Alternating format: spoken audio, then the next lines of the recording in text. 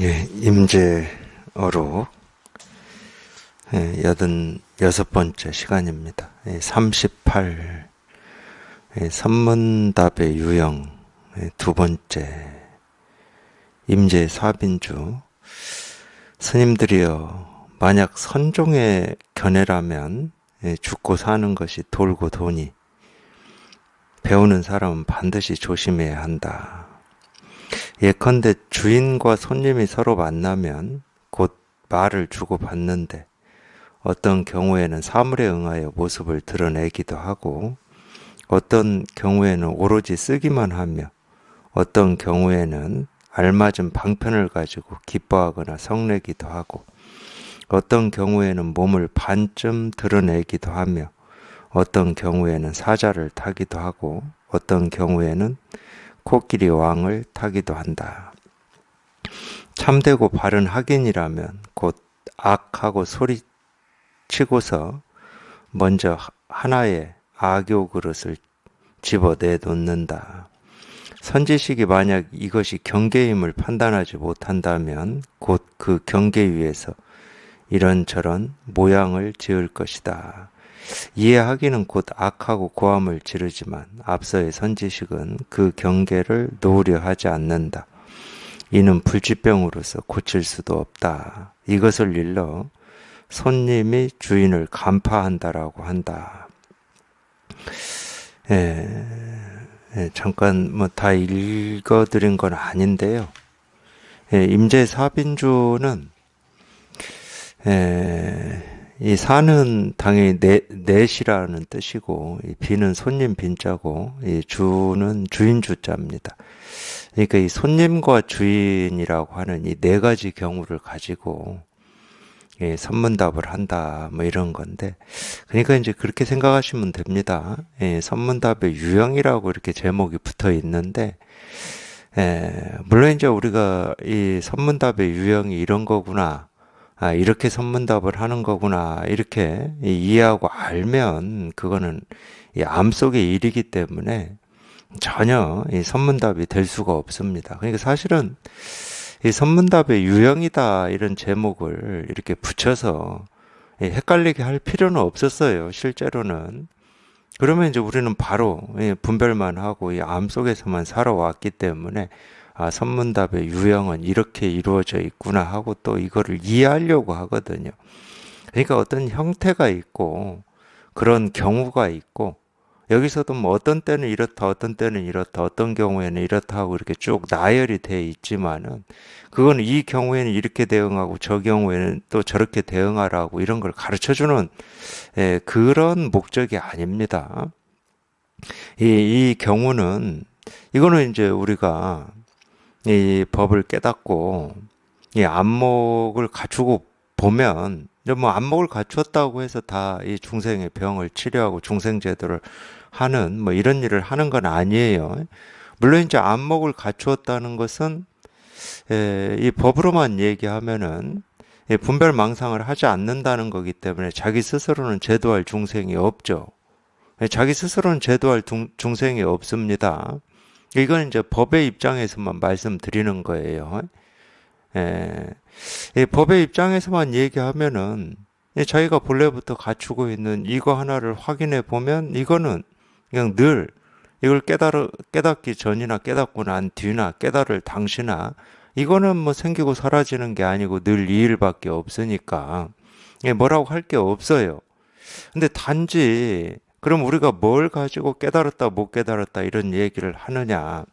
누구나 다 깨달아 있고 누구나 다 이거 하나 쓰고 있는데, 희한하게도 망상하고 분별하는 바람에, 물론 이제 이 망상 분별을 쫓아가지만 않으면 망상하고 분별하는 것도 그냥 이 일이지 다른 일은 아닙니다.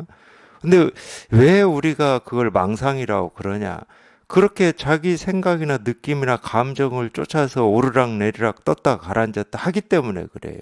그걸 사실이고 진실이라고 여기기 때문에. 근데 실제로는 자기가 사실이라고 여기고 진실이라고 여기는 그 생각, 느낌, 감정 왔다 갔다 하는, 그냥 그 스스로도 그냥 일이야, 일. 여기에서 벗어날 수가 없는 거거든요. 근데 이게 확인이 되어 보지 않으면, 여기에 통해 보지 않으면 그냥 자기 생각을 쫓아다니고 느낀 감정을 쫓아다니고 이쪽 저쪽으로 왔다 갔다 하는 일이라고 헐떡인단 말이에요. 실제로는 아무 헐떡일 것도 없고 아무 부족할 것도 없고 뭐 찾을 것도 없고 공부할 것도 없고 알아야 될 게 없어요, 실제로는. 근데 자기 혼자만 그런 착각 속에 있으니까 뭘 더 알아야 되고 더 나아져야 되고 부족을 메꿔야 되고, 이렇게 자기 혼자만 그러고 있으니까 우리가 안 깨달아 볼 수는 없어요. 깨달아 봐야 그럼 온갖 생각, 느낌, 감정이라고 하는 게 그냥 저절로 자기도 모르게 거기에 쫓아다니지 않아요. 그걸 이제 우리가 고상한 말로 표현하면 그냥 감정, 느낌, 생각은 인연 따라 생기고 사라지는 그냥 허망한 모습이고 형상이다. 이렇게 좀 고상하게 그렇게 표현하는 거지, 그런 생각이 있어서 그런 말을 하는 건 아닙니다. 물론 이제 그런 느낌이 있긴 있죠. 왜 있냐? 평생 그거를 진실이라고 여기고 살다가 딱 통해 보니까 이게 진실이 아니네. 이건 그냥 헛개비 같은 거네. 헛개비라는 말이 아니고 헛개비 같은 거죠. 왜냐?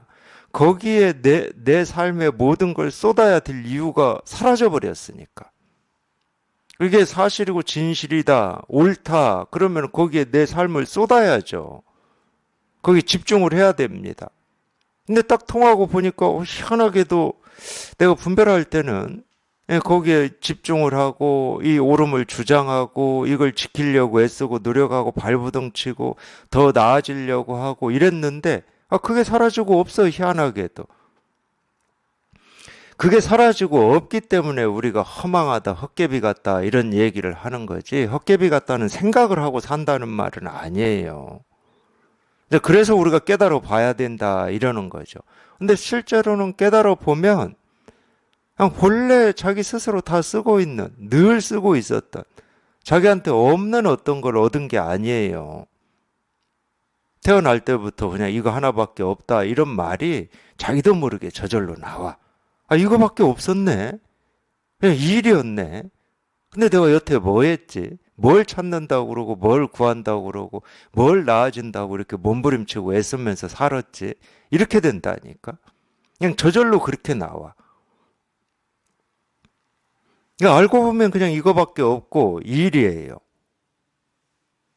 그냥 알고 보면 이거밖에 없고 이 일인데 여기에 통해보지 않으면 그냥 온갖 이 복잡하고 갈등되고 대립되고 생각해야 되고 준비해야 되고 뭐 해결해야 되고 뭐 후회되고 뭐 이런 일들이 그냥 끊어짐 없이 생기고 사라지죠. 끊어짐 없이. 그러니까 그런 거를 쫓아다니면서 사니라고 우리가 힘들었던 거예요. 그러니까 헐떡이는 거죠. 그러니까 꼭 산을 오르는 거와 같아요. 그러니까 어떤 때는 좀 오르막을 오르니라고 헐떡이고 어떤 때는 좀 평지가 나와가지고 좀 수월하게 걷기도 하고. 그러니까 그냥 분별을 하면서 사는 삶은 딱 그거예요. 딱 그거. 그래서 평지 나오면 좀 좋아했다가 오르막 나오면 좀 싫어했다가.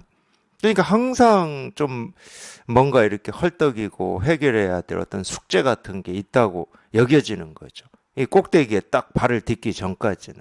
근데 깨달아 보면은요, 이 언덕을 오르는 것도 아니고 수월한 평지를 걷는 것도 아니고 이 꼭 자기 스스로가 늘 이 산 꼭대기에 발을 딱 딛고 있었던 거예요.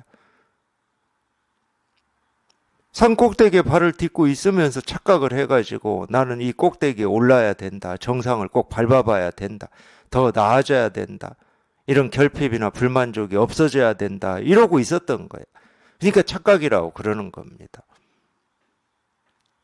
모든 중생이 다 부처다 이런 얘기를 하느냐? 누구나 다 산 꼭대기에 발을 딛고 살고 있기 때문에 그래요. 한 번도 이 꼭대기에서 내려온 적이 없어. 꼭대기 밖이 없기 때문에 그래요. 이 꼭대기 밖이 없어. 꼭대기 말고 다른 일이 없기 때문에 어디를 디드나 어디를 걸으나 뛰나 뭐 앉으나 서나 애를 쓰나 노력을 하나 뭐 생각을 하나 분별을 하나 망상을 하나 깨달으나 전부 꼭대기에 발을 딛고 있다는 거야. 근데 이게 이제 점점 더 확실해지는 거예요. 이게 늘 그냥 이 일이구나. 여기에서 한순간도 벗어난 적이 없구나. 그러니까 나머지는 다 사라지고 그냥 이거 하나만 오롯하다 이런 얘기를 아마 약산 유염이 이 마주가 물었을 때 그렇게 얘기를 했습니다. 뭐 피부, 살, 뭐 털 다 떨어져 나가고 그냥 오로지 그냥 이거 하나밖에 없다. 이 머리 끝에서 발끝까지 이거밖에 없다. 이거 뭘 먹으나 뭘 마시나 생각을 하나 뭐 걸으나 뛰나 뭐 앉으나 서나 그냥 이 일밖에 없으니까 이게 더 분명해지고 이게 더 확실해진다. 이게 더 생생해진다. 이런 표현을 그래서 하는 겁니다. 근데 여기서 한 발자국만 한 생각만 일으키면 그냥 곧장 천리만리가 풀밭이거든. 다 분별의 세계, 분별의 세계. 그리고 특히나 우리가 분별의 세계에 평생 살아왔기 때문에 거기에 너무도 익숙해져 있고 일부러 뭐 내가 분별을 해야 되겠구나 해서 분별의 세계에 빠지진 않아요. 그냥 자기도 모르는 사이에 저절로. 그러니까 느낌 따라가고 기분 따라가고 생각 따라가고 감정 따라가고 사람 따라가고 옳고 그름 따라가고 좋고 싫음 따라가고 그냥 온갖 따라갈 것들만 있는 거지. 그렇게 따라다니는 거를 임재 스님은 여기에서 손님이라고 그런 겁니다. 손님. 따라가지 않는 것을 주인이라고 한 거죠. 우리가 이제 이 본래 마음이라고 하고 실상이라고 하는 이거를 주인이다 이렇게 표현할 수가 있죠. 다 자기 권속들이기 때문에 생각, 느낌, 감정 다 자기 권속들이기 때문에 여기에서 생각도 느낌도 감정도 생기고 사라지니까 자기 권속이다 뭐 이렇게 표현할 수가 있죠. 왕과 신하다 뭐 이렇게 표현할 수도 있습니다. 신하는 왕을 따르는 거니까. 그게 이제 더 이렇게 확장이 되면 이 하늘 세상과 사람 세상이라는 표현을 씁니다. 이 사람의 뜻과 하늘의 뜻이라는 표현을 써요. 왜냐하면 사람은 다 하늘 아래에 있는 거기 때문에 땅도 다 하늘을 따라야 되는 거지. 네, 그렇게 방편으로 그렇게 얘기하고 있는 거예요. 이 방편은 이렇게 둘을 나눠서 얘기할 수밖에 없습니다. 근데 알고 보면 하늘의 뜻이 따로 있고 사람의 뜻이 따로 있지 않아요. 이 땅에 사는 사람 따로 있고 하늘에 사는 사람이 따로 있질 않아. 알고 보면. 근데 방편으로는 그렇게 얘기를 하는 겁니다. 이 사람의 뜻과 의지와 이 생각과 감정, 이 느낌이 전부고 현실이고 진실인 줄 알고 그렇게 착각하고 살기 때문에 그 착각에서 한번 벗어나 보라고 이 알 수도 없고 분별도 안 되고 이해도 안 되는 하늘의 뜻이라고 하는 이 도라고 하는 이 깨달음이라고 하는 정말로 알고 보면 이 껍데기밖에 없는 이름밖에 없는 이 이야기를 하고 있는 거예요. 알고 보면 껍데기밖에 없어요. 이름밖에 없어. 무슨 하늘의 뜻이 이렇게 딱 정해져 있는 뜻이 있냐? 없어.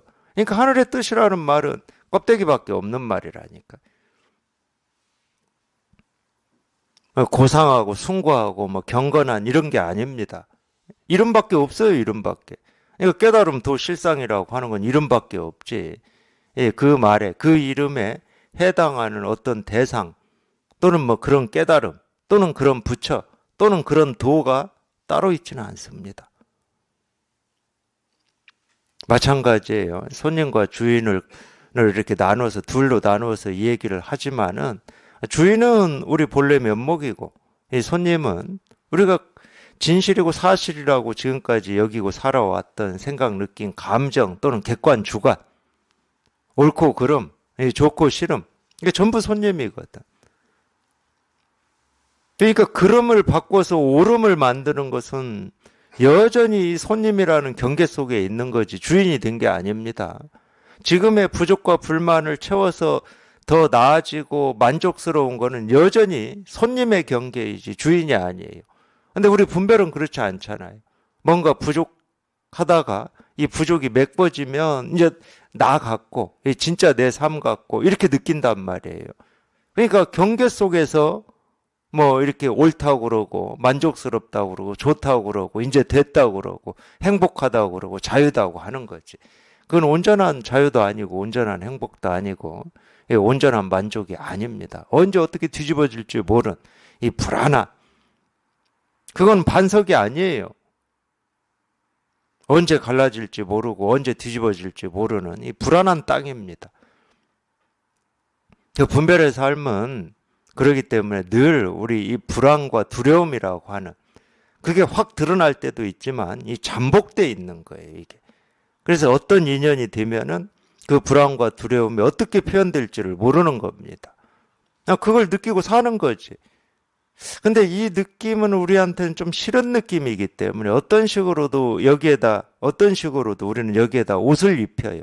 안정이라는 옷, 만족이라는 옷, 행복이라는 옷을 입혀. 옷을 입혀서 이 불안을 감추고 싶고 두려움을 감추고 싶은 거예요. 내 결핍을 감추고 내 부족을 감추고 싶듯이. 그렇게 해서 사라질 것만 같으면은 이미 다 사라졌겠죠. 우리는 사실은 이 옷 입히는 데는 선수들이고 도사들이거든요. 이 몸뚱아리에만 이 옷을 입혀서 좀 아픈 걸 좀 나아 보이고 뭐 여기에만 도사들이 아닙니다. 이 마음의 어떤 부족이나 불만족이나 불편이나 부끄러움이나 뭐 여기에도 옷 입히는 데는 의도하지 않아도 된다니까. 의도하지 않아도 평생 그렇게 살았기 때문에 어찌 보면 사회생활이라고 하는 것도 그런 부분이 좀 굉장히 크죠. 내 불평과 내 불만과 내 스트레스를 같이 사는 사람들한테 있는 그대로 다 표현하는 거는 거기에 적응이 안 되기 때문에 거기에서 외면당하고 더 따돌림을 당하기 때문에 그거를 어떻게 잘 옷을 입혀요. 그러지 않은 것처럼. 그렇기 때문에 그 불안과 두려움이 사라지지 않는 겁니다. 그 불안과 두려움이라고 하는 뿌리를 캐야 되는데 그 뿌리를 캐는 게 이거예요.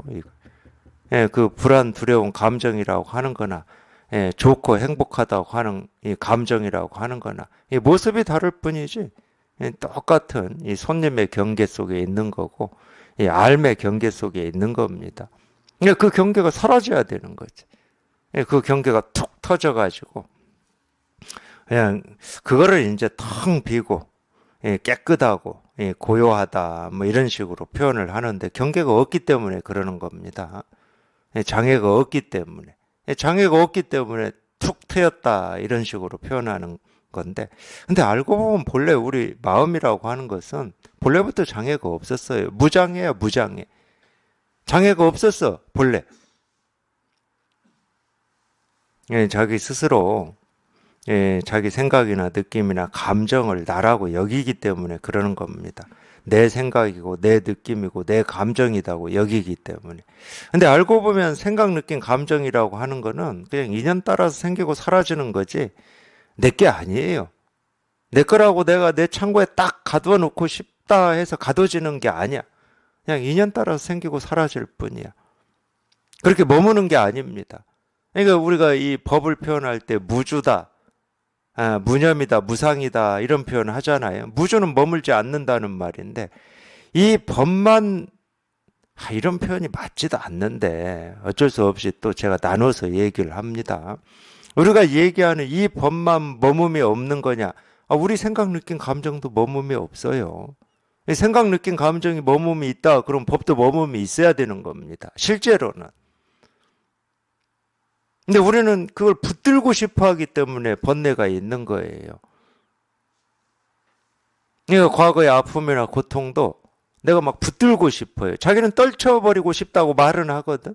근데 막 붙들고 있어. 붙들고 있으니까 그게 사라지지 않고 내가 이때, 그때, 그 당시에 네가 이런 말 해서 서운했어, 아팠어, 고통스러웠어 이러는 거지. 자기가 안 붙들고 있으면 그게 있을 리가 없지. 미래에 대한 불안도 마찬가지입니다. 자기도 모르게 그걸 막 붙들고 있어요, 그거를. 막 그런 의지가 있다는 말은 아니에요. 내가 붙들고 있어. 근데 무슨 힘으로 붙들고 있는지는 모르겠지만 우리가 붙들고 있어. 그게 중생이거든. 그냥 오지도 않은 것도 붙들고 이미 지나간 것도 붙들고. 그러니까 과거심, 현재심, 미래심이 있는 거지. 분별의 세계에서는 과거심, 현재심, 미래심이 있죠. 근데 그 분별에서 벗어나 보면은 과거의 마음도 현재의 마음도 미래의 마음도 얻을 수가 없어요. 그런 게 없어. 과거, 현재, 미래가 없어.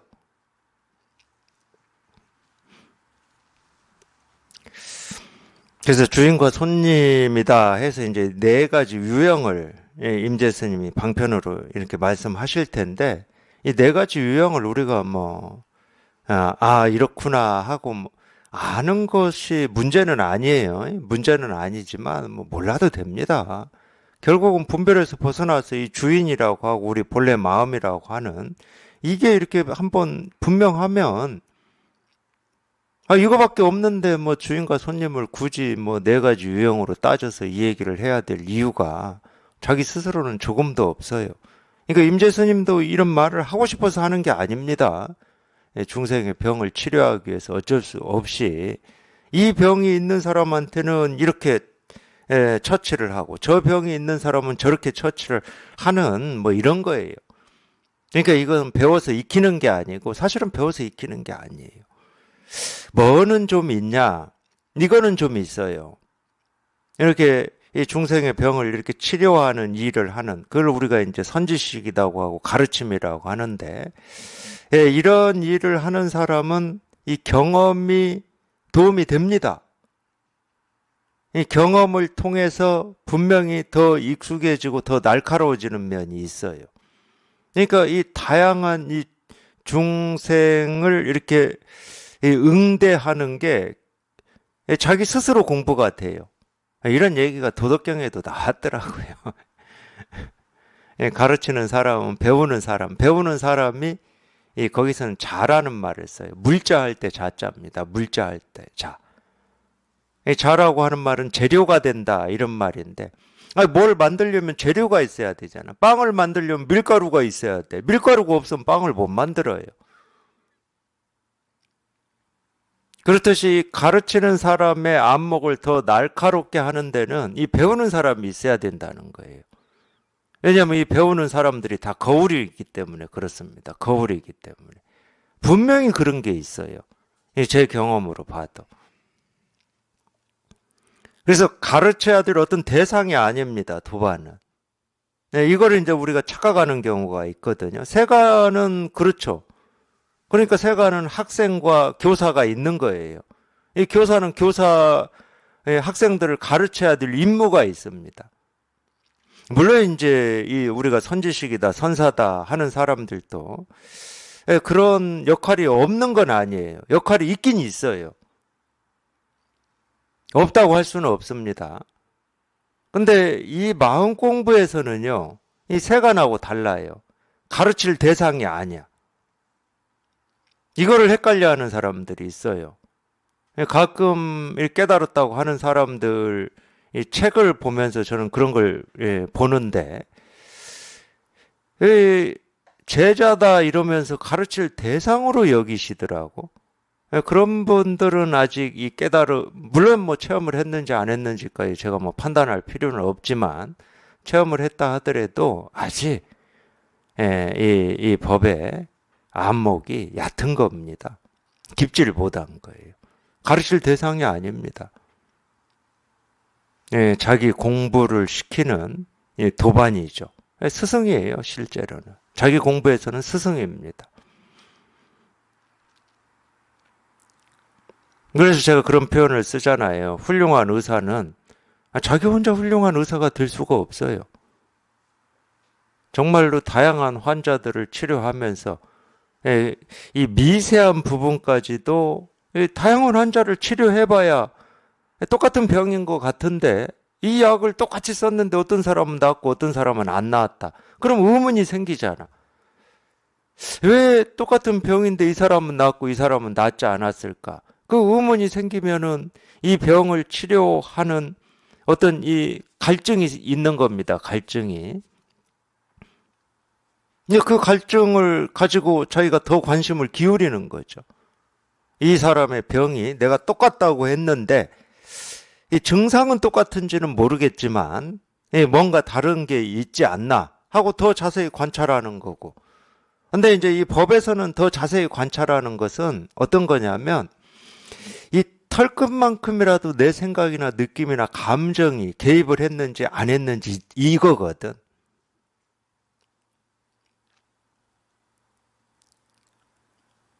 그래서 그런 걸 통해서 이 자기의 어떤 이 털끝만큼이라도 남아있는, 평소에는 그걸 우리가 의식할 수가 없으니까 미세번뇌라고 하는 겁니다. 미세라는 말은 의식이 안 된다는 말이에요. 자기가 알고 하는 번뇌는 없어요. 근데 그런 걸 통해서 자기도 모르는 사이에 문득 자기의 그런 어떤 털끝만큼이라도 남아있는 그 아르말이, 다 그건 아르말인데, 그게 문득 사라져요. 문득 사라져.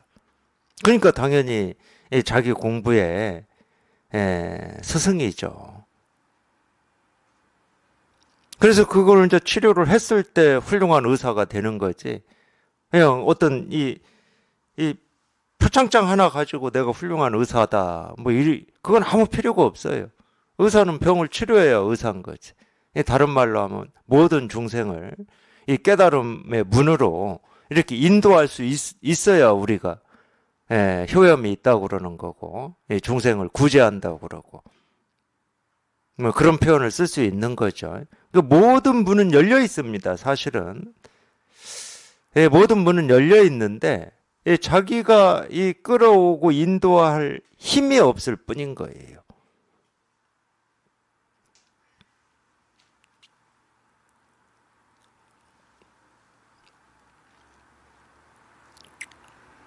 그런 면에서는 같이 공부하는 이 도반은 뭐 역할로는 뭐 제가 법회를 이끌고 있고,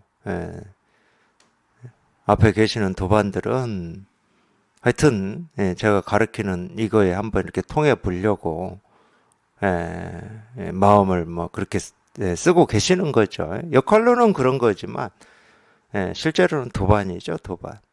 같은 이 길을 지금 걷고 있는 겁니다. 뭐 앞서거니 뒤서거니 걷는다 해도 되고, 앞서거니 뒤서거니 아무리 걸어도 뭐 지금 이 길을 걷고 있으니까 같은 길을 걷고 있는 거죠. 이제 그런 측면 때문에 이제 도반이 공부를 시킨다 이러는 겁니다. 실제로도 그래요. 실제로도 이 분별의 세계에서도 도반이 공부시키는 경우, 공부시키죠.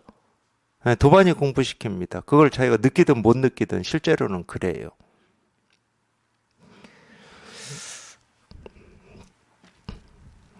사빈주 한번 보겠습니다. 스님들이여, 만약 선종의 견해라면 죽고 사는 것이 돌고 도니 배우는 사람은 반드시 조심해야 한다. 죽고 사는 건 돌고 돈다. 뭐 이 말은 뭐 윤회한다 이렇게 봐도 됩니다. 죽고 사는 게 돌고 돌죠. 끊임없이 돌고 돌죠. 죽고 산다라는 말은 생기고 사라진다. 뭐 이렇게 해도 돼요. 똑같은 거니까. 이 생멸이라고 하는 것은 생기고 사라진다. 뭐 똑같은 거잖아요. 그러니까 이건 뭐 윤회를 얘기하는 겁니다. 윤회. 배우는 사람은 반드시 조심해야 된다. 거기에 매이지 말라는 거예요. 죽고 사는 일에 매이지 마라. 생기고 사라지는 일에 매이지 마라. 우리 생각, 느낌, 감정도 생기고 사라지는 거잖아요. 거기를 쫓아다니지 말고 거기에 매이지 마라. 그걸 쫓아다니는 게 중생이고, 거기에 매이지 않는 거. 생각, 느낌, 감정이 없는 게 아니고 이렇게 인연 따라서 다 생기고 사라지는데, 당연히 생각, 느낌, 감정은 인연 따라서 생기고 사라지는 겁니다. 거기에 매이지 말라는 거예요. 조심하라라고 하는 건 딱 그거밖에 없어요. 거기에 매여서 그걸 사실이다, 진실이다 여기고 발부둥 치고 애쓰고 몸부림치면서 살지 마라. 그게 번뇌의 씨앗이고 모든 번뇌의 근본이다, 그게. 그래서 이 중생의 뿌리를 불교에서는 무명이라고 보는 겁니다. 물론 딱 그게 이 도식처럼 이게 답이다 이 말은 아니에요. 근데 그렇게 충분히 얘기할 수 있잖아요. 왜 우리가 우리 삶이 힘들고 고통스럽고 아프고 이렇게 허망하기도 하고 진실하기도 하고 이런 게 교차를 하느냐? 못 깨달아서 그런 거예요. 못 깨달아서. 깨달아 보면 그런 일이 없어. 온갖 것이 생기고 사라지는데 생기고 사라질 뿐이지. 생기고 사라지는 거에 이 내 판단이나 내 감정을 가지고 재단하는 일은 없어요. 재단해봐야 소용이 없고 재단한다고 생기고 사라지는 일이 사라지는 것도 아니거든. 네, 우리는 그걸 재단하기를 좋아합니다. 옳은 거냐, 그른 거냐, 의미가 있는 거냐, 없는 거냐, 허망한 거냐, 허망하지 않는 거냐, 진실한 거냐, 진실하지 않는 거냐, 이렇게 재단하기를 좋아해요. 제가 좋아한다라고 하는 것은 이 좋아할 의도와 뜻이 있다는 말이 아니야. 그냥 거기에 익숙해져 있고 그렇게 오염되어 있기 때문에 자기도 모르게 하나의 모습을 보고 하나의 소리를 듣고 하나의 사람을 만나면은 그냥 자동으로 그렇게 판단이 돼버려요. 그렇게 살아왔기 때문에 지금 이날 이때까지 그렇게 살아왔기 때문에 그거를 불교에서는 버릇이라고 그러고 또 다른 말로 하면 업이라고 그래요. 그거를 업은 버릇입니다. 그렇게 해왔기 때문에 하나의 모습을 보고 그런 판단을 해버리기 때문에 과가 생기는 거지. 그러니까 과라고 하는 것은 악과와 선과 두 개가 있는 거죠. 모습을 보고 내가 좋아한다 그러면 선과고, 내가 싫어한다 그러면 악과지. 미워한다 그러면 악과고. 그걸 우리가 인과라는 표현으로도 써요. 인과. 허망한 거잖아요. 그냥 내 버릇이고 내가 그렇게 오염돼 저 있어가지고 그냥 그럴 뿐인 거지. 그게 진실은 아니야. 근데 자기는 그 인과를 진실이라고 믿어버리니까. 사실이라고 믿어버리니까. 그것 때문에 나중에 모든 이 화의 뿌리가 되는 거거든. 근데 내가 좋다고 했는데 조금 지나고 보니까 이 사람이 내가 좋아하는 어떤 모습이나 행동이 아니고 나를 실망시키는 행동을 한단 말이야. 그건 너무 당연한 거 아니에요? 그 상대가 내 기준에 딱딱 들어맞는 이 말과 행동을 평생 하고 살아야 된다. 이게 사실은 더 억압이고 폭력 아닙니까?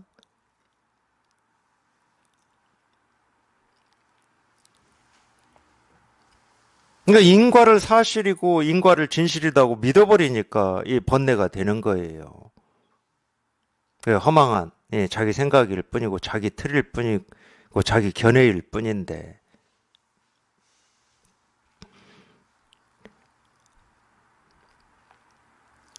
그래서 조심해야 될 거는 그 분별밖에 없어요.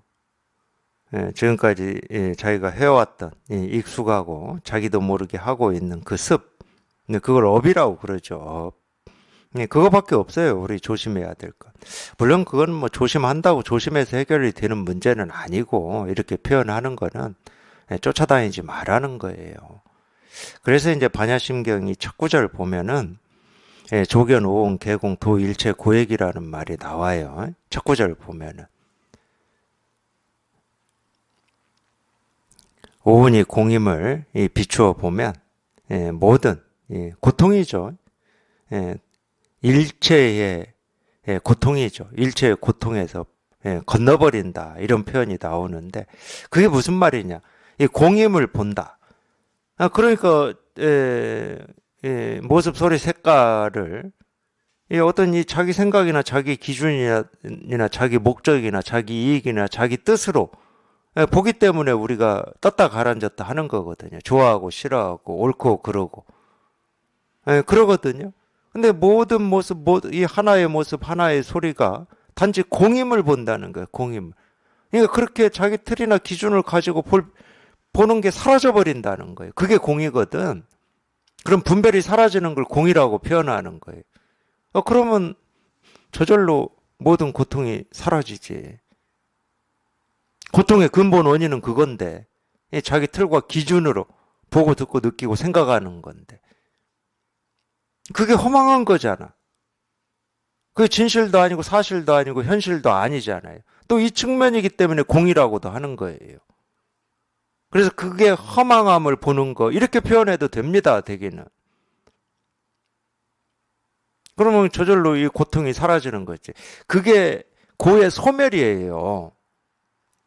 이 조기불교에서 그렇게 중요하게 여기는 고와 고의 소멸의 길. 불교는 고의 소멸의 길을 얘기하고 있을 뿐이라니까. 그럼 소멸의 길은 뭐냐? 분별이 사라지는 거야.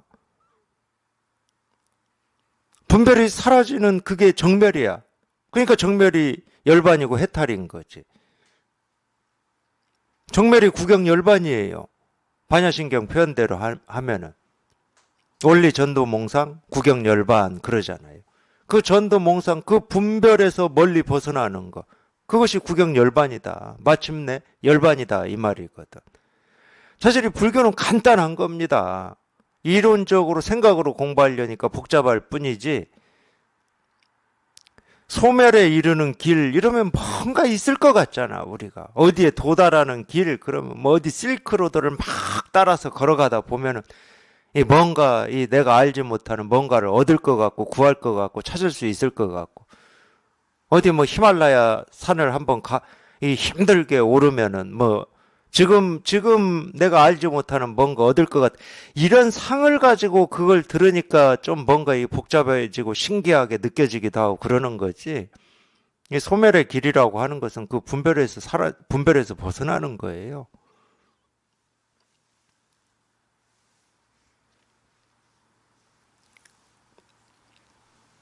그래서 분별에서 벗어나라고 분별도 얘기하고 고도 얘기하는 겁니다.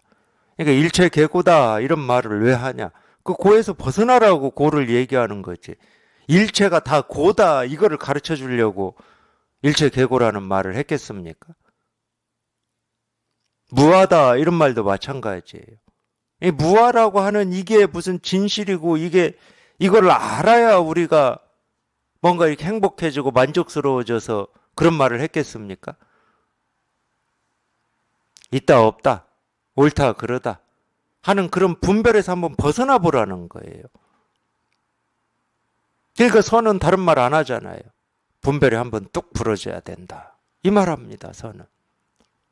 분별이 한번 뚝 부러져야 된다. 이렇게 말하는 거예요. 그래서 말의 길이 끊어지고 생각의 길이 끊어져야지 탈 것만큼이라도 뭐 이런 게 있다 저런 게 있다 이런 느낌이 있다 저런 느낌이 있다 뭐 이런 현상이 있다 저런 현상이 있다 그거 다 분별이고 알미예요. 우리 의식이라고. 그냥 뚝 부러져 버려야지. 뚝 부러져 버려야 돼. 뚝 부러져 가지고 생각할래야 생각할 수도 없고 말할래야 말할 수도 없고 그림을 그릴래야 그릴 수도. 그게 좀 낫습니다. 그게 좀 나아요.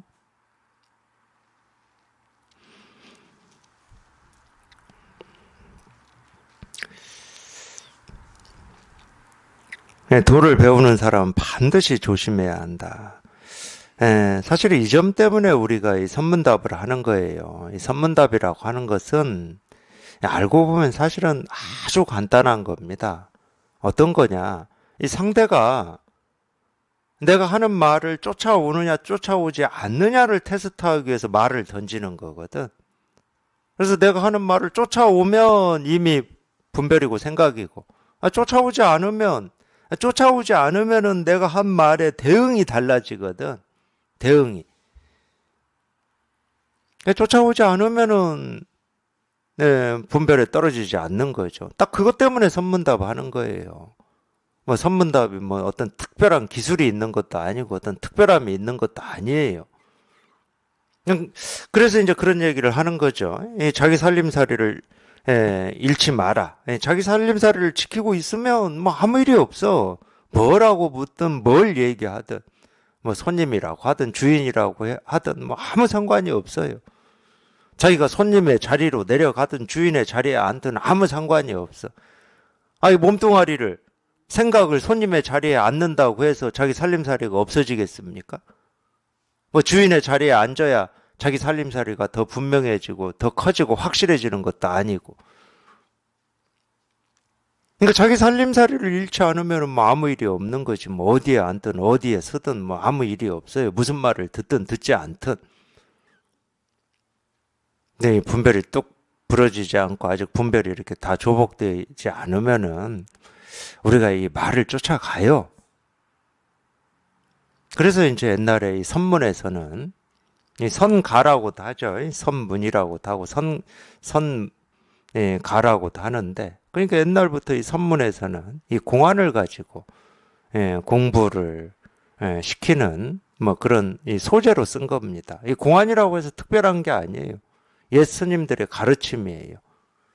이 법을 펼치고 이 법을 드러낸 이 스님들의 이 가르침, 그 가르침 중에서도 좀 공부하는 이 사람들한테 도움이 될 만하다라고 하는 것을 뽑아서 엮은 겁니다. 선문공안이라고 하는 거는.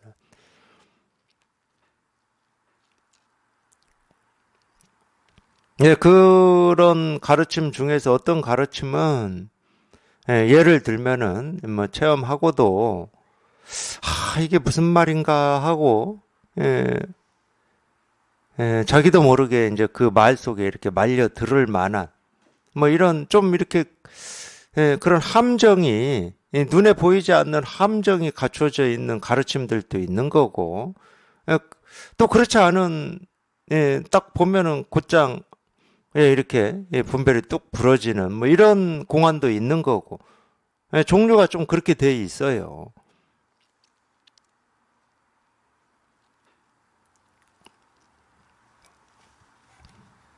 자기 살림살이만 분명하면 뭐 이 눈에 보이는 함정이든 눈에 보이지 않는 함정이든 뭐 아무리 함정을 파봐야 그 함정에 빠질 일이 없으니까 그래서 눈이 밝다는 표현을 쓰는 겁니다. 우리 이 불교에서 눈이 밝은 사람은 이 감춰진 함정도 볼 눈이 있기 때문에 안 빠지는 거예요. 거기에 요리조리 피해가 버리는 거야. 쉽게 얘기하면. 근데 눈에 보이는 함정은 뭐 웬만한 사람은 안 빠지죠. 눈에 보이니까. 근데 이제 밝다라고 할 때는 이 깜깜한 밤중에 이 함정이 막 파여 있는 데를 가는데도 그 함정이 다 보이는 거지. 자기 눈이 밝으니까. 그래서 이제 이런 데서 어떤 오해 같은 게 생긴 거예요. 눈 밝은 사람은 깜깜한 밤중에 눈에서 빛이 나와가지고 후레쉬처럼 그렇게 뭐 그런 능력이 있다. 뭐 이런 오해가 그래서 있는 거예요. 그런 말은 아닙니다. 어떤 사물을 가지고 얘기하지는 않아요. 그 함정이라고 하는 것도 우리가 이 사물로 정말로 땅을 파서 우리가 이 산짐승들 잡을 때 옛날에 함정 파가지고 짐승 잡았잖아요. 그럴 때는 그 함정이 아닌 것처럼 위장을 한단 말이에요. 그래 밟으면 쑥 빠지게. 그렇게 어떤 우리가 이렇게 분별할 수 있는 그걸 이제 실제라고도 우리가 표현을 하죠. 그건 실제로서 존재하는 함정이 아니죠. 이 말로 파고 생각으로 파는 함정인데 그게 실제일 수는 없잖아요.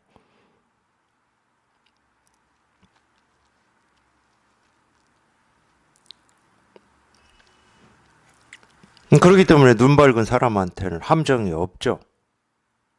아무리 파봐야 함정이 되질 않으니까. 그러니까 아무리 뭐 이 낚싯바늘에 맛있는 이 미끼를 달아놓고 걸려들기를 바라겠지만 눈 밝은 사람한테는 그게 다 들통이 나기 때문에 그 낚싯바늘을 물어야 될 이유가 없는 거예요.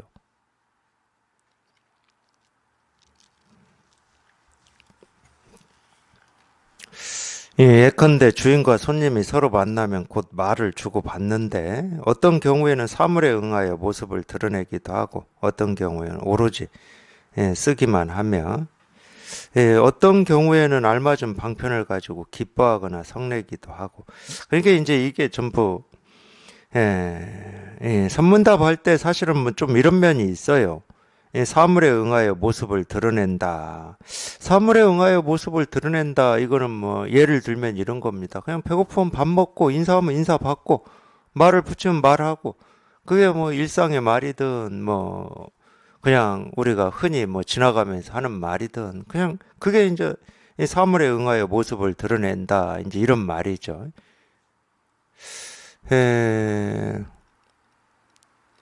그게 어느 스님인지 이름을 잊어먹었네요.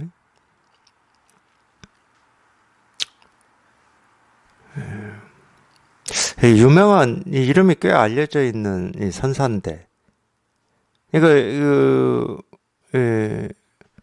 깨달아서 안목이 깊은 이 선사였기 때문에 그 소문이 났겠죠. 그러니까 이제 이 법에 이 목마름이 있는 스님이 찾아와서 좀 가르쳐 주십시오 하고 근데 그때는 이 암자 같은 데 있을 때는 보통 가르쳐 주십시오 하고 이제 학인이 오면은 같이 사는 경우죠. 큰 절 같은 경우는 에, 이제 대중들하고 같이 사니까, 여러 명이 같이 사니까 이제 소임을 나눠서 어떤 사람은 뭐 시주하고 어떤 사람은 뭐 막 그런 게 있었겠죠. 예, 있었겠죠. 소임을 나눠서 했겠죠. 사람이 여럿 있으면 소임을 나눠야 됩니다. 여럿 있으면은 그만큼 해야 될 일이 여러 개가 있죠. 이 밥 하나 하더라도 뭐 양이 많으니까 굉장히 일이 커지는 거고 뭐 옷도 그럴 거고 뭐 그럴 거잖아요. 법회 하나 하는데도 여럿이 모여야 되니까 준비를 해야 된다. 그러면 그 소임이 있겠죠. 근데 이제 암자에서 혼자 살 때는 뭐 소임을 나눌 필요도 없어. 배우겠다고 하는 사람이 와서 같이 살면서 배우겠다 이러면 자기가 빨래도 해야 되고 밥도 해야 되고 차도 끓여다가 주고 뭐 온갖 일을 혼자 다 하는 거지. 세속으로 치면 머슴이지 머슴. 음, 아마 지금 같으면은 그렇게 3년 5년 공부하겠다 하고 그런 일을 할 수 있을까?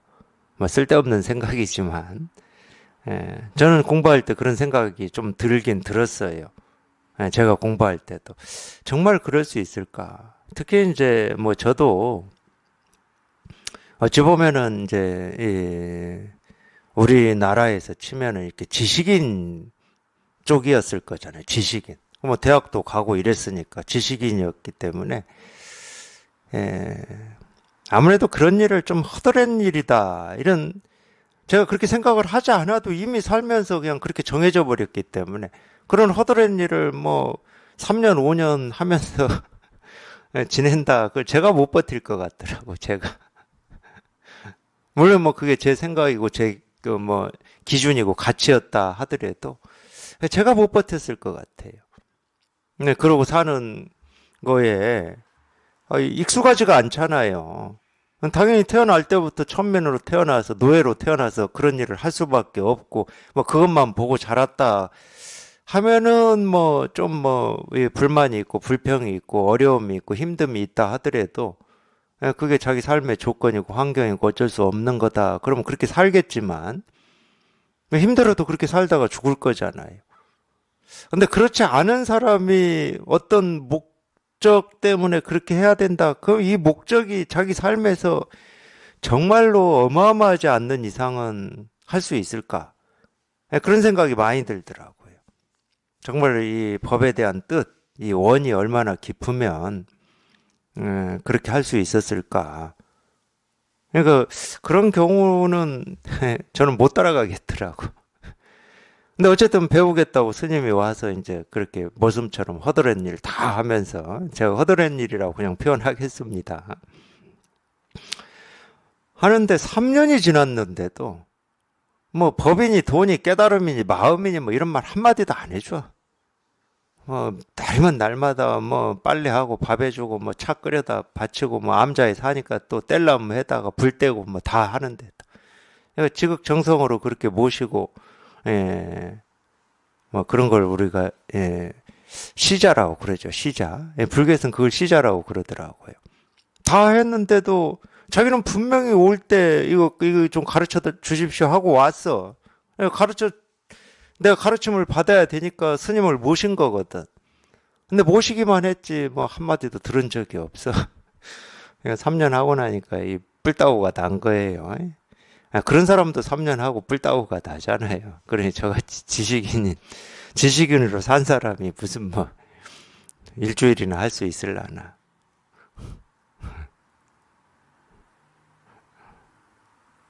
그런 경험이 있긴 있어요.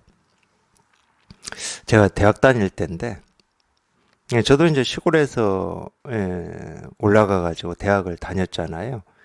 저 다닐 때 뭐 다른 집은 어쨌는지 모르겠지만 이 시골에서 온 저같이 시골에서 온 이 학생들은 사실 뭐 용돈이라는 개념이 그렇게 특별히 없었습니다. 집에서 이렇게 올려 보내줄 뭐 이런 여력이 안 됐죠.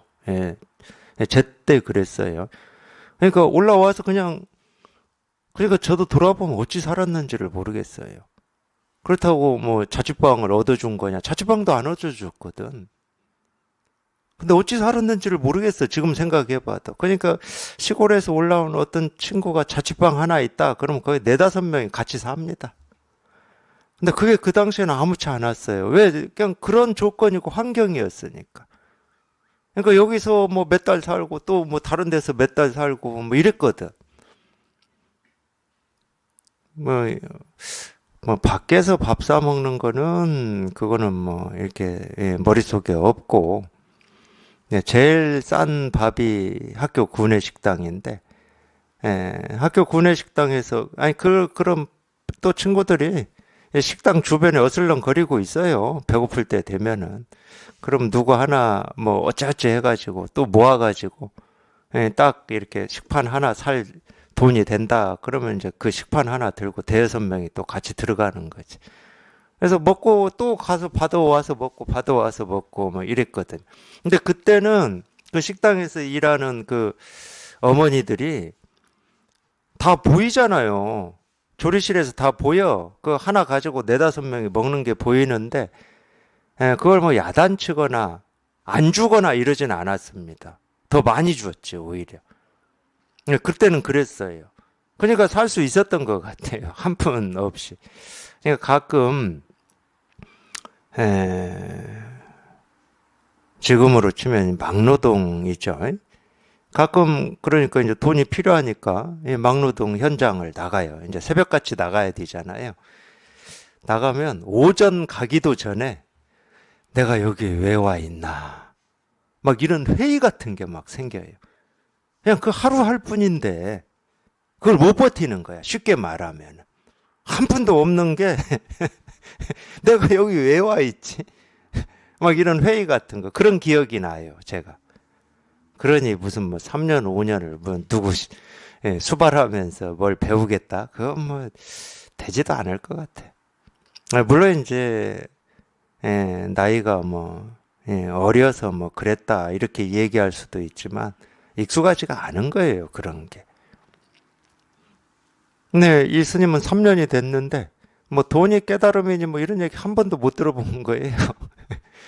이거 이제 뿔따구가 나가지고 나 갈랍니다 이랬어요. 그러니까 이제 이 스님이 너 왜 가려고 그러는데 이랬어요. 그러니까 내가 뭐 여기 일하러 왔습니까? 그러니까 배우러 왔지 일하러 왔습니까? 이랬어요.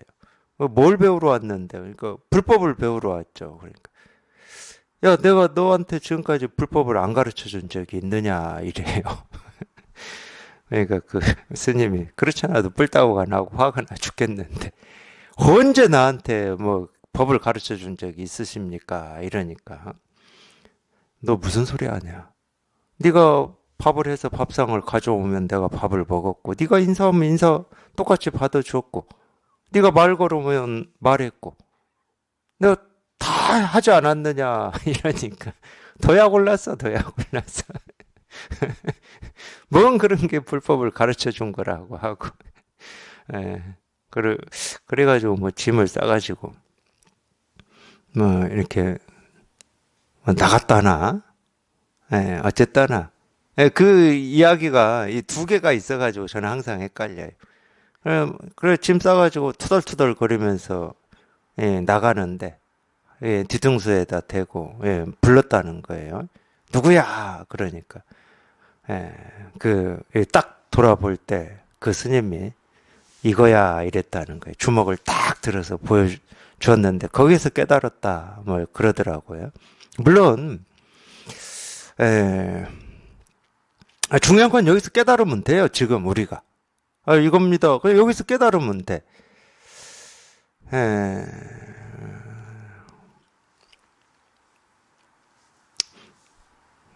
물론 우리가 생각을 해보면 그 가르쳤다고 하는 그 스님이 배우려고 온 그 스님을 참 진단을 잘 하신 것 같아요. 저놈은 자기가 진짜로 그렇게 묻고 발버둥을 치고 왜 안 가르쳐 주냐고 할 때까지 그렇게 해야 될 스님이었다고 판단을 한 거지. 이거 참 눈도 밝어? 눈도 밝어. 예, 아무 때 가르쳐 준다고 다 깨닫지는 않습니다. 예, 그리고 또 한 가지, 아무 때 가르친다고 해서 다 여기에 관심을 기울이지는 않아요. 그러니까 예를 들면 이런 거죠.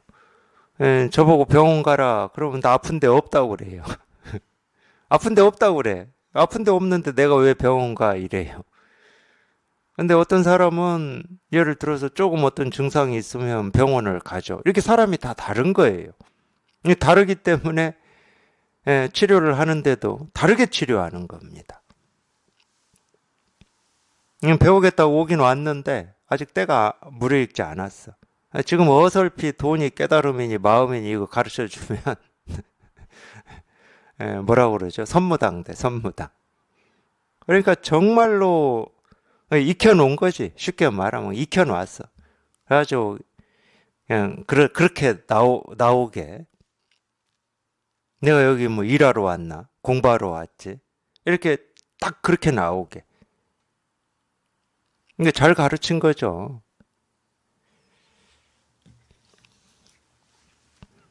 네, 그럴 때 이제 사물에 응하여 모습을 드러냈다고 하는 거예요. 네가 밥 갖다 주면 밥 먹고 인사하면 인사받고. 네, 그럴 때. 어떤 경우에는 오로지 쓰기만 하며 이게 사물에 응하여 모습을 드러낸다 이 말하고 오로지 쓰기만 한다 이 말하고 일상의 우리 삶에서 어떤 차이가 있는지는 뭐 정확히 구분하기가 힘듭니다. 저는 그냥 쓴다라고 하는 게 배고프면 밥 먹고 빨래할 일 있으면 빨래하고 청소할 일 있으면 청소하고 이게 이제 쓴다 이렇게 표현하거든 보통. 그게 이제 사물에 응하여 모습을 드러낸다 이 말하고 차이가 있나. 근데 이렇게 얘기할 때는 임재 스님 나름대로는 어떤 차이가 있기 때문에 얘기를 했을 겁니다. 근데 그 임재 스님의 그 의도 차이 이것까지는 뭐 제가 알 수는 없어요. 이 말로만 보면은 거의 뭐 같은 말입니다. 사물에 응하여 모습을 드러낸다. 인연에 응하여 뭐 모습을 드러낸다 하는 말이나 그냥 오로지 쓰기만 한다 하는 말이나 이제 알맞은 방편을 가지고 기뻐하거나 성내기도 하고 이제 이거는 아까 그 이야기에서 보면은 이제 그렇게 물었을 때 네가 이제 이거는 그냥 말 없이 밥 가져오면 밥 먹은 게 아니잖아. 네가 밥 주면 밥 먹었고 인사하면 인사받았고 이렇게 이건 방편이잖아요. 이 방편을 쓸 때는 이제 저 분별을 깨 부수기 위해서 쓰는 겁니다. 이럴 때는 이제 알맞은 방편을 가지고 기뻐하거나 성내기도 한다. 이제 이런 표현이고 어떤 경우에는 몸을 반쯤 드러내기도 하며 이거는 실제로는 이 큰 그림으로 보면은 이 3년 동안 이렇게 묵혀놓은 것도 몸을 반쯤 드러냈다고 할 수 있죠. 안 가르쳐 주는 거야, 그냥. 근데 이것도 의도가 있잖아.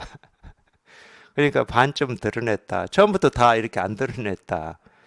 이럴 수 있어요. 전체로 보면은 좀 반쯤 드러낸 거다. 이럴 수 있죠. 어떤 경우에는 사자를 타기도 하고 어떤 경우에는 코끼리 왕을 타기도 한다. 사자를 타기도 하고 코끼리 왕을 타기도 한다. 이것은 법만 말한다. 이제 이런 말인데 법만 말한다. 참되고 바른 학인이라면 곧 악하고 소리를 치고서 먼저 하나의 악욕 그릇을 집어내놓는다. 제가 오늘 방편에 대해서 참 얘기 많이 해드리네. 이 악교라고 하는 것은 지금으로 치면 본드입니다. 본드.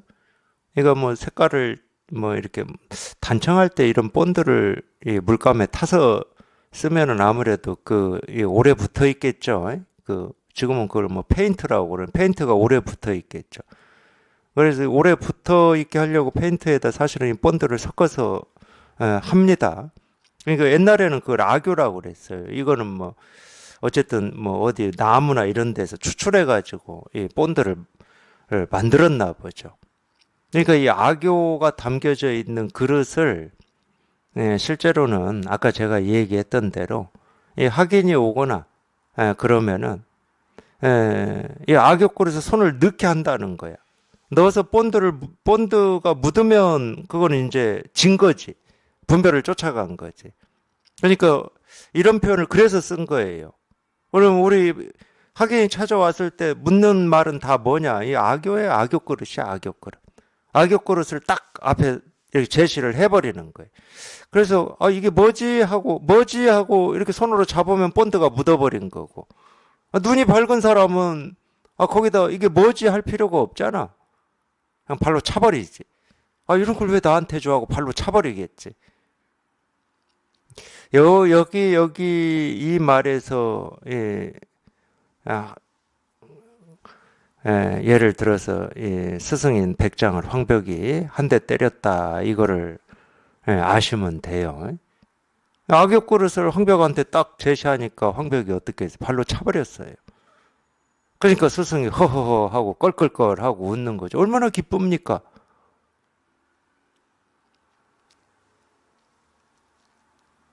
얼마나 기쁘겠어, 가르치는 사람이.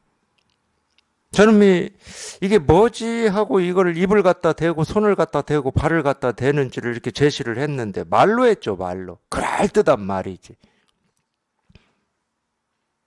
대표적인 게 그거예요. 이 남전에 이 고양이라고 하는 이 공안이 있는데, 남전이 고양이를 죽여버렸죠. 이 동당 서당 스님들이 한마디 못하니까 죽여버렸어요. 근데 이제 외출했다가 조주가 돌아왔습니다. 조주는 남전의 제자예요. 남전이 낮에 있었던 얘기를 해줘요. 해주고, 야, 네가 그때 있었으면 그 고양이 안 죽였을 텐데, 그 고양이 지금도 살아있을 텐데, 그랬어요. 조주가 그 말을 듣자마자 문을 박차고 나가면서 집신을 머리에 딱 올리고 가버렸어요. 남전이 얼마나 기쁘겠습니까? 저 놈은 도대체 악역 그릇을 딱 앞에 들이댔는데도 신경도 안 써. 여기다 입을 갖다 댈 마음도 없어, 저 놈은. 그래서 이 선사들의 어떤 질문, 물음을 이 악역 그릇이라고 이렇게 표현을 합니다. 여기에서도 이제 그렇게 나온 거죠. 하나의 악역 그릇을 이렇게 집어 내놓는다는. 근데 여기에서는 누가 내놨냐? 가르치는 사람이 내놓은 게 아니라 손님으로 온 학인이 내놓았어요. 반대죠. 그래서 선지식이 눈이 밝지 않은 선지식은 그 악역 그릇이 저게 뭐지 하고 이리 보고 저리 보고 했겠죠. 그거를 이제 손님이 주인을 간파한다고 이렇게 표현한 겁니다. 첫 번째 유형이에요. 사빈주 중에. 그러면 이제 뻔하잖아요. 주인이 손님을 간파하는 유형 하나 있을 거고, 손님이 손님을 간파하는 것도 있겠죠. 눈먼 둘이서 하는 경우도 있겠지. 그리고 주인이 주인을 간파하는 경우도 있겠지. 네 가지는 그거밖에 없을 거 아니야.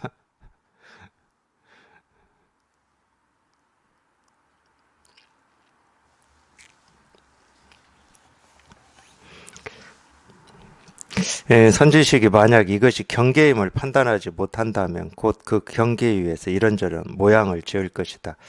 뭐 그거에 대해서 이런저런 설명을 하겠죠. 뭐 돈은 이런 거고 깨달으면 저런 거고 설명을 하겠지. 그러면 하기니 악하고 고함을 지르지만 앞에 선지식은 그 경계를 놓으려 하지 않는다. 그렇게 배우고 그게 깨달음인지 알고 있는 사람들은 절대 그걸 놓으려고 하지 않습니다. 자기가 부족하다라고 느끼는 사람이 공부 인연을 맺을 가능성이 훨씬 높지. 내 공부가 이 정도야. 나는 깨달았어. 이런 사람들은 이걸 꽉 쥐고 놓으려고 하질 않아요. 예나 지금이나 그건 마찬가지입니다. 그래서 이제 이런 말이 나온 거고, 이는 불치병으로서 고칠 수도 없다. 그래서 불교에서는 그런 사람들을 천재라고 그래. 천재. 뭐 일천재다. 그래서 믿음이 없는 사람이라는 거예요. 이 천재라는 말은 믿음이 없는 사람, 믿음이 없기 때문에 깨달을 가능성이 없는 겁니다. 그러니까 불치병이라고 그래요. 그게 가장 큰 병이에요, 사실은. 사실 우리가 이 좀 부족을 느끼고 결핍을 느끼고 불만족을 느끼는 것은 그게 공부하고 인연을 맺을 가능성이 큽니다. 그러니까 부족을 느끼고 불만족을 느낀 게 나쁜 게 아니에요. 사실 돌이키기만 하면 되는 거예요. 근데 그런 사람들도 있잖아요. 나는 일상 사는데 아무 부족이 없어. 그냥 나는 행복해. 문제가 없어. 이런 사람들도 있어요. 그걸 저는 부정하고 싶지는 않아요. 진짜 죽을 때까지 평생 정말 그럴 수만 있다. 그럼 그게 도인이지. 근데 안 깨달아보고 그런 일은 없다는 거예요. 안 깨달아보고. 여기에 통하지 않고서 그런 일은 없다는 거예요. 아니, 그런 분들한테 제가 이런 주장을 하고 싶어서 하는 얘기가 아니야. 그런 분들 만나면 전 주장 안 해요. 뭐하러 주장해? 배우고자 하는 뜻, 의지가 없는데. 그래서 부처님도 그런 말씀 하신 거예요. 중생은 이 고통을 즐거움으로 알고 산다. 근데 그거는 사실은 자기가 아프다는 표현입니다. 이 아픔과 고통과 두려움과 이 불안을 자유, 행복, 뭐 나는 즐거워라고 즐거움이라고 하는 이 갑옷으로 이렇게 쌓아놓은 거예요. 포장을 하고 있는 겁니다. 건드려지는 게 싫은 거예요. 건드려지는 게 싫으면은 그걸 없앨 수가 없는 거죠. 언젠가는 건드려줘야 되고, 건드려져서 그 고통이나 아픔이나 번뇌로부터 벗어나야 되겠다라고 하는 발심이 있어야 우리가 그 문제를 해결할 수 있는 거죠. 갑옷으로 쌓아놓는다고 안전한 건 아닙니다. 이것을 일러 손님이 주인을 간파한다고 한다. 이런 일은 없어야죠, 저희한테. 이런 일은 없어야죠. 주인이 주인을 간파하는. 이런 일만 있어야죠, 저희한테는.